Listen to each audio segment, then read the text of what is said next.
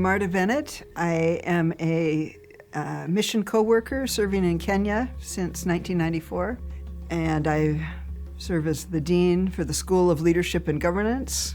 I ended up doing half my doctoral research in Kenya, thanks to some Kenyan students who were at SBU who made the connection. So I was there about 3.5 months in '93. Fast forward a year later, I was invited to come back to the university. So in 1994, I resigned everything, packed up, and moved to Kenya, I thought for 2 years, to serve on the faculty at Daystar University. I was there for a little over 12 years. I shifted to what was then Nairobi International School of Theology, now known as International Leadership University. Why did I stay longer than the original 2 years that I suspected I would be there in Kenya? I've actually been there 28 years, and I'm still there. All I can say is it's God's call. I got there, I got involved, and it was year by year, it just kept evolving and extending, and it became home. Within the university, the needs were there, and I loved what I was doing. I ended up taking a course on the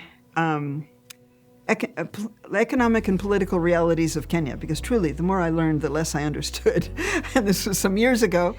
I came away from that. I wrote my paper for that course on the role of the church in economic development in Kenya. And I had come to the conclusion that the church was at that point was holding together the economy of Kenya, in that almost every place I went, every church of all different denominations and independent churches, African instituted churches, had something going on for economic development, especially for those at the grassroots level, with microfinance, with job training, with community, and all these small enterprises that were based out of churches. That's one example. It was the church that stepped up in that. Where can we be involved with what God is doing there in Kenya? There are so many needs. The drought is huge. It's the worst ever in recorded history, I believe. So there is a lot of need for the both relief work as well as the bigger picture developments. It's so important to work with the local church there because it plays a very important role in communities. Unemployment is very high.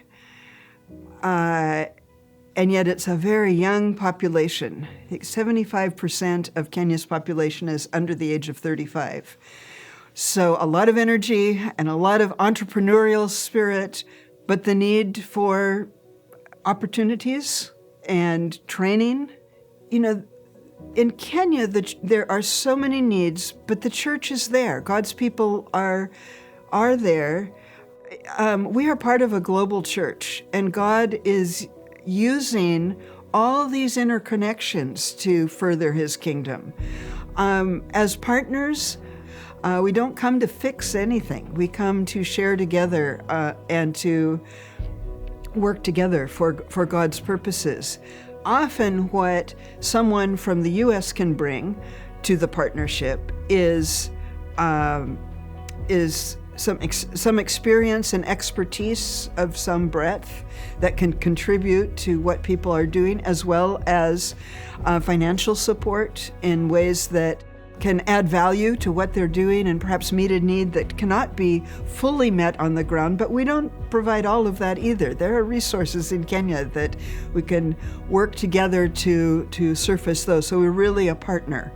We can learn from Kenya. There are so many ways in which Kenya can teach us North Americans about what it means to be community in ways that are different than here and are so rich. We can learn so much from that. The resourcefulness of networks that they have. The resourcefulness when maybe it's just taking what's in your hands, and the creativity that is there.